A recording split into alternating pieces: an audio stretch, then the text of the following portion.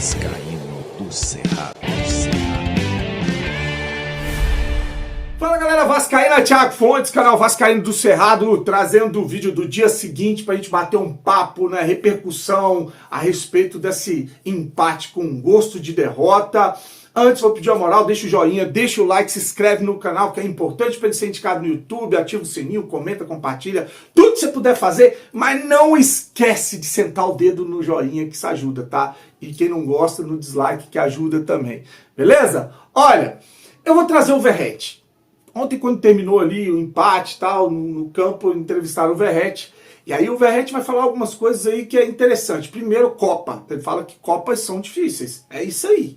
Né? Não é a mesma coisa que jogar Campeonato Brasileiro, Campeonato Carioca, né? Copa Sul-Americana, Copa Libertadores. Essas Copas elas têm uma outra atmosfera, uma outra situação. Tá? E aí ele fala que no lance em cima do Maurício Lemos foi falta, aí ele contradiz o que ele acabou de dizer sobre Copa. Né? Porque pra mim não foi falta. Pra mim não foi falta. Escorou, encostou no jogador do Maurício Lemos. Pra mim nem foi falta em cima do Maurício Lemos. Tá? Não vão dar esse tipo de falta. Lá, né? Lá não vão dar esse tipo de falta nas competições sul-americanas. E aquele pênaltizinho também, pra mim, foi mandrake do PH em cima do jogador, porque o Melgar errou um pênalti. Pra mim também aquele pênalti foi mandrake. Então ele fala desse lance do segundo gol do Melgar, que acha que foi falta em cima do Maurício Lemos, diz que o grupo está chateado, mas que agora vencer jogando em casa. O Vasco pega o Cabede em casa depois do desafio contra o Corinthians no Campeonato Brasileiro. Cara, a ver, a gente tem que entender que os jogos de Copa são assim, são difíceis, a gente tem que estar mais ligado até o final.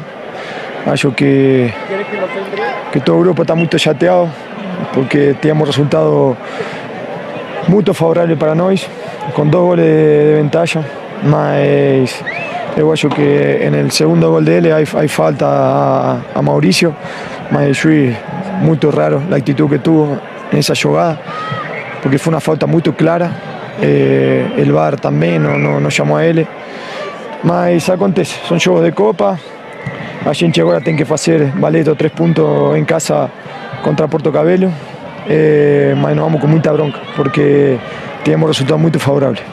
Sai com a cabeça inchada, né? Com sentimento como é um empate, mas com sabor de derrota. Sim, a gente tem que entender que tem que ganhar em todas as canchas por el peso desta camisa, mas sabe também que acá tem a dificuldade da altura, a gente se sentiu muito afogada em muitos momentos. Hicimos un buen juego, mas tengo que estar más concentrado.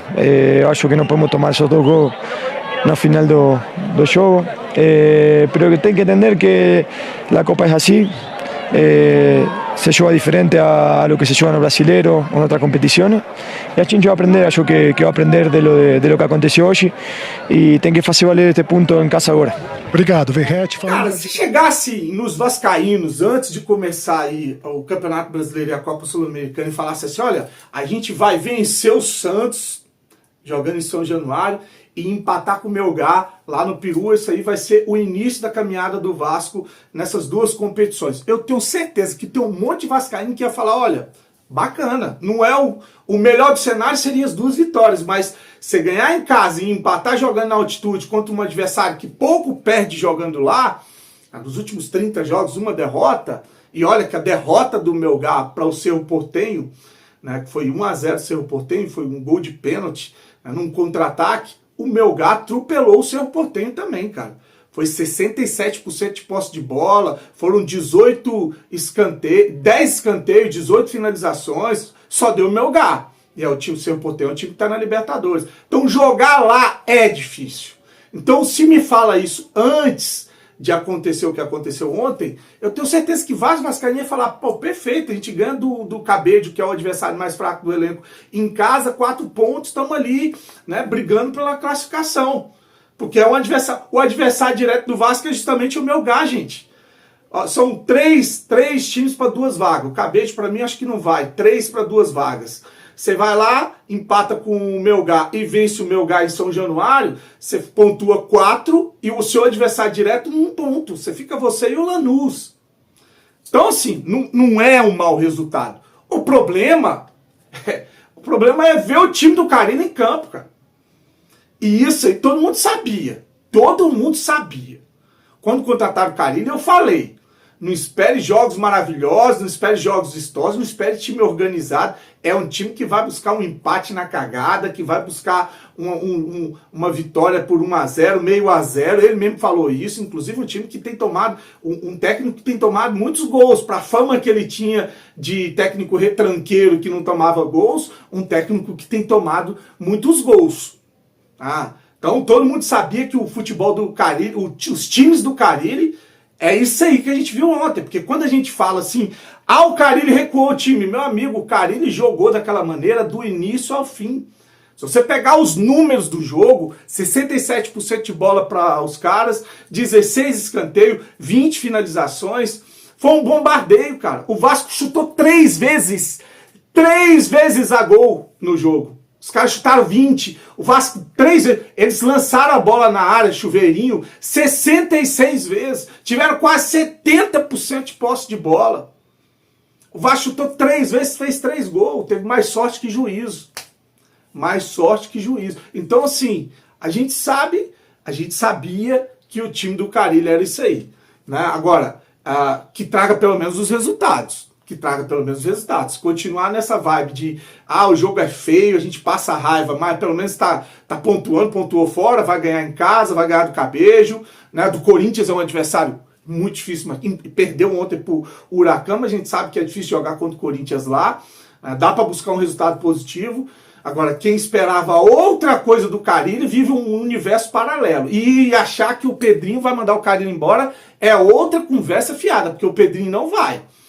Você sabe que o Pedrinho era um dos caras que, quando comentarista na Globo, falava que técnico tem que ter tempo para trabalhar. Que o erro do futebol brasileiro é mandar técnico embora e ficar contratando técnico. Então ele não vai mandar embora. E ainda tem um detalhe, se manda embora, com certeza vem um pior. Agora, sobre o Carille, tem muita gente imputando só a culpa da derrota só no Carille. Mas não é só do Carille. O elenco do Vasco é fraco, gente. Mas o Vasco tem muita grana, o elenco do Vasco é muito mais caro do que o elenco do Melgar. Primeiro, eu estava conversando isso com um amigo meu, um irmão, mandar um abraço para ele, o Alexandre. Olha, primeiro, é o Alexandre Laureano, tá? Um abraço para você, meu irmão. Cara, Deus te abençoe sempre aí, tá? Sei dos seus problemas, sei do que você tá passando muitas vezes em casa.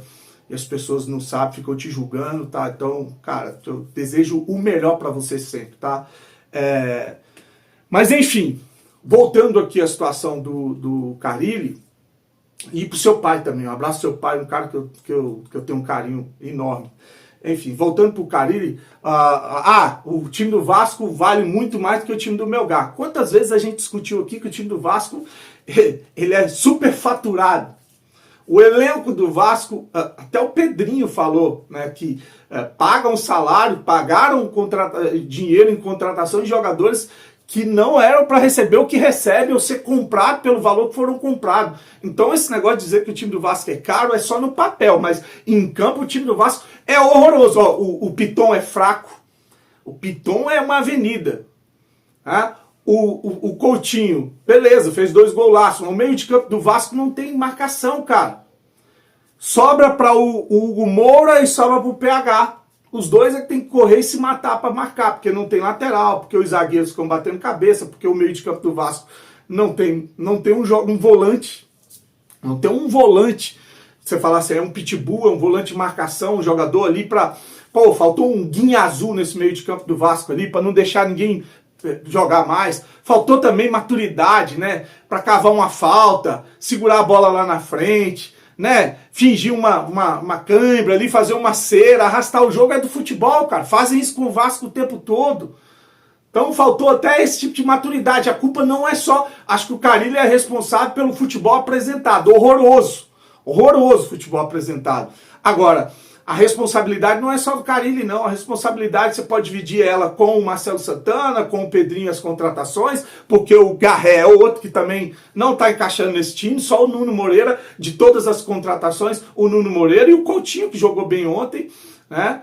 Mas não é só o Carille, é ele junto com a gestão, com os diretores e o elenco que tem que ser cobrado também, tá? Um elenco que tem que ser cobrado. Jogadores experientes não podem fazer o que fizeram ontem, tomar 3 gols bobos da maneira que tomaram ontem, né, de chuveirinho na área, para ninguém botar a bola debaixo do braço e falar, aqui não tem mais futebol.